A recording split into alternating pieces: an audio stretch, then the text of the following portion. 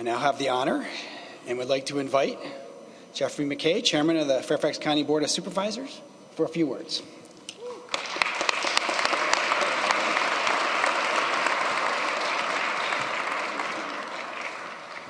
Thank you very much, Tony, and good evening, everyone.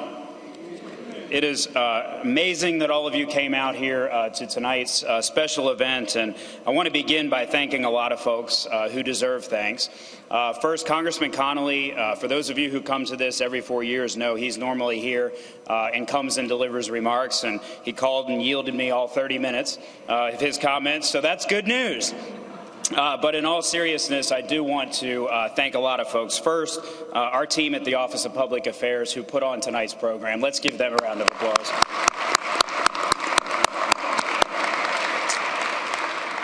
As was stated earlier, and I'm not sure everyone heard this, so I want to repeat it, I want to thank the amazing Hayfield Secondary Orchestra who performed for us today. Hayfield is both my boundary school and Supervisor Luss boundary school, and in Hayfield we like to say Hayfield birds fly but Hayfield hawks soar, and those kids tonight soared, so let's give them a round of applause. I would also like to thank my family, my wife, Crystal, my daughter Leanne, my son Aiden, who are here with me today, as well as my mom and dad, lifelong Fairfax County residents who are here with us and all played a role in getting me here today, and I couldn't be more appreciative for their support. I want to congratulate all of my colleagues on the stage on their elections, and I want to thank their families as well. Being an elected official can be the greatest honor, but we also must recognize the toll that it can take on our families. In the case of me and my colleagues on the board, we know to do the jobs we do and do them well requires full-time, 24/7, 365-day-a-year dedication. It means nights away, weekends away, and in many cases, overcoming life in an aquarium where family outings can routinely be interrupted in the name of public service. Most definitely, it can mean at times the art of ignoring social media. I want to thank County Executive Brian Hill for his leadership during the most challenging of times, which I will talk more about in a minute. I also want to especially congratulate my longtime friends and colleagues, Supervisor Penny Gross and Supervisor John Faust, who are retiring.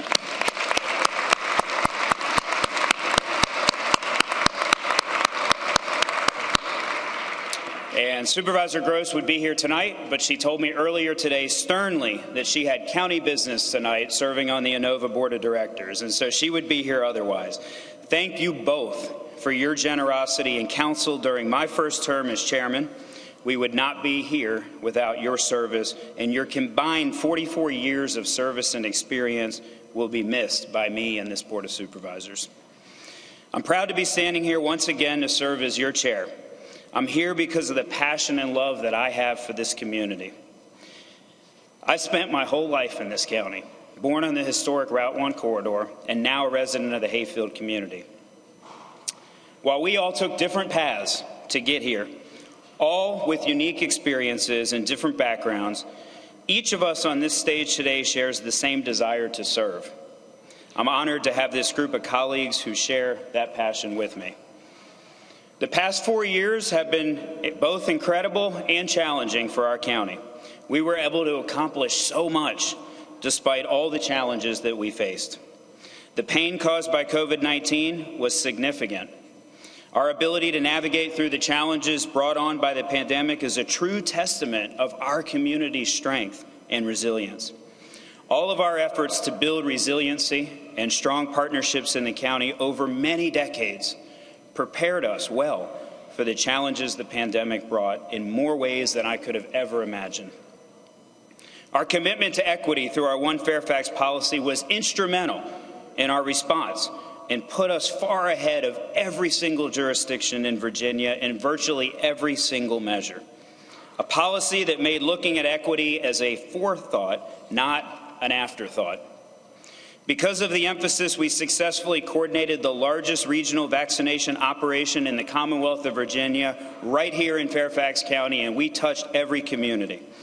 We administered over 2 million vaccine doses, had a vaccine rate of over 80% in every single zip code in Fairfax County, and distributed over $92 million in funding assistance to cover food, rent, and utilities to help our community. In short, we indeed saved lives.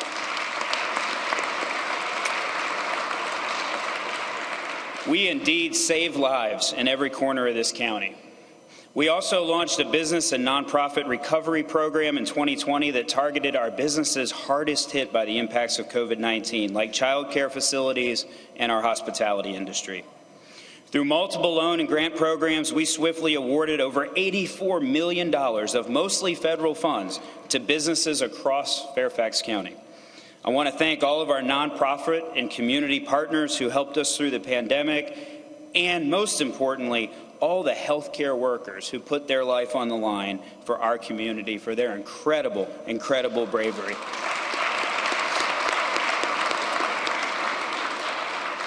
And of course, our recovery would not have been possible without the thousands of hardworking Fairfax County employees, our county family. I want to thank all of you.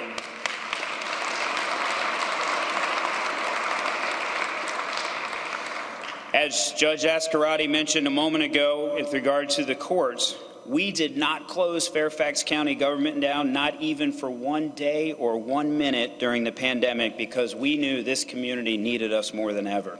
And we could not have done that without our county family of employees. These were not easy days. I will never forget spending months in this most empty building, hearing echoes in the hallways, lights out, knowing our workforce was away from this building in their homes safely or out in the community serving the people of this county. The strength of a community, as I often say, is best seen in crisis, and we showed our strength and resolve in amazing ways. But we didn't just recover from the pandemic, we made our county better than even before.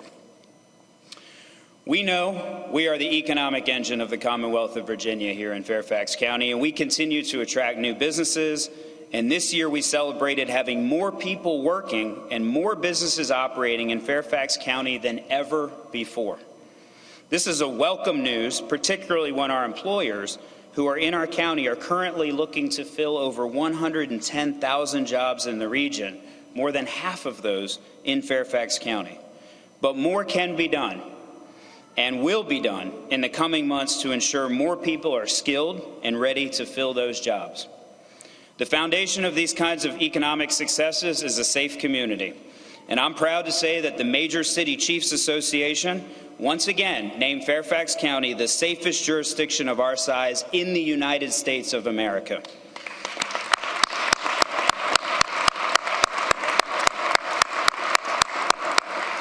We are literal proof that reforming and improving policing and always being a leader in best practices is indeed necessary to build a safe community for all of our people. In the past year alone, we've seen 2 police academy classes break county records, yes, in size, but most importantly in diversity. It is important that we have a department that looks like our community. Like every single community, we've had challenges with recruitment and retention. Filling those roles with high-quality recruits has been one of our board's top priorities, and our plan is paying dividends. Thanks to our investments in public safety departments and stellar departmental leadership, including Stacy Kincaid, we have been effective in bringing in qualified individuals to protect and serve our community throughout all of our public safety agencies. We've made major improvements to our transportation network. We celebrated the grand opening of Metro's Silver Line to Dulles in November of 2022.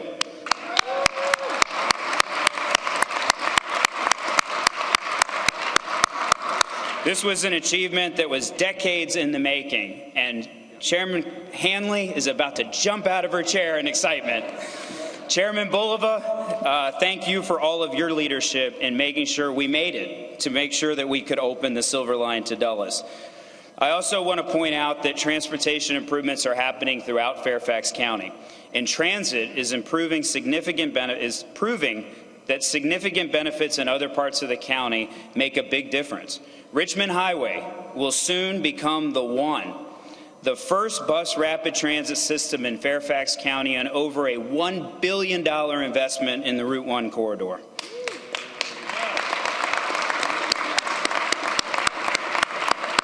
The One is a game changer, an investment that will positively change this corridor and will be a major step in fully integrating transit through every corner of the county and building up the Route 1 corridor.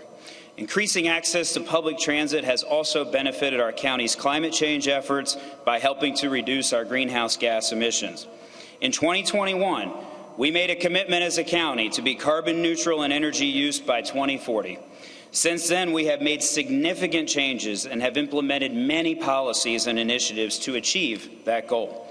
Just this past year, we unveiled our first all-electric trash truck, installed solar panels, and made major energy-saving upgrades to countless county-owned facilities, and unveiled fully electric Fairfax County buses in the county. To be clear, addressing climate change is a moral imperative to be sure that future generations can enjoy a clean, healthy environment. Those are just a few of the many things we are doing as a county to achieve carbon neutrality. In 2019, we boldly made it our goal to build 5,000 affordable housing units by 2034. Because of our unprecedented success, we then doubled that goal to 10,000 units, and I'm proud to say Fairfax County now has over 4,000 new affordable units, either built or in the pipeline, than we had just 4 years ago. We are well on our way.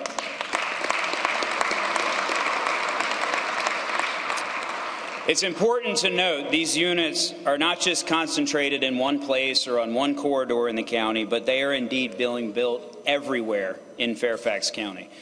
We made a commitment year after year to prioritize having the best education system in the country, partnering with our colleagues on the school board and supporting the hard work of our Fairfax County Public Schools.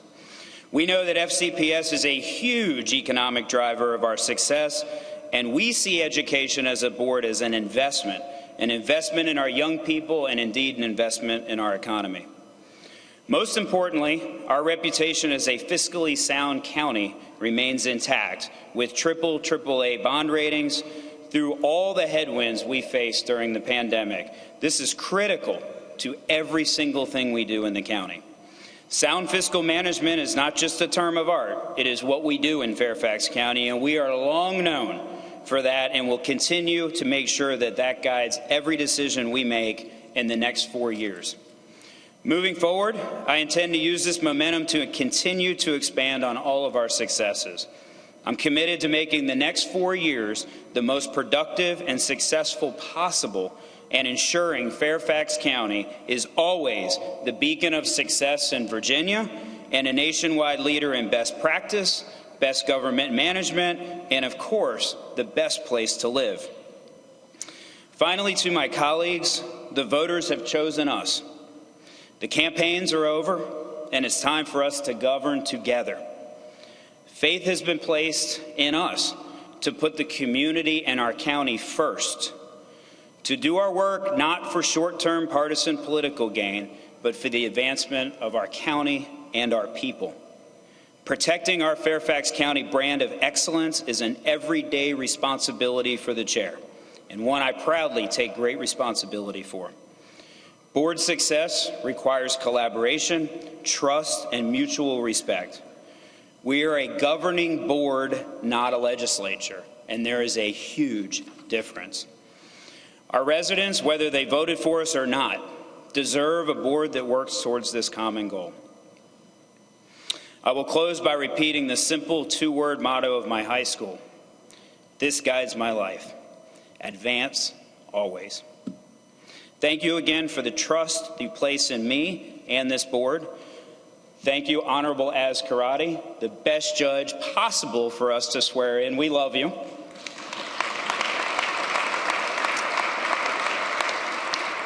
And I am excited to work with all of you who make Fairfax County not just the best place to live, a beacon of hope and an economic model, but proudly the most diverse, inclusive, and engaged community in the world. I look forward to what the future brings. I wish all of you a safe and happy holiday season. And to my colleagues, get ready.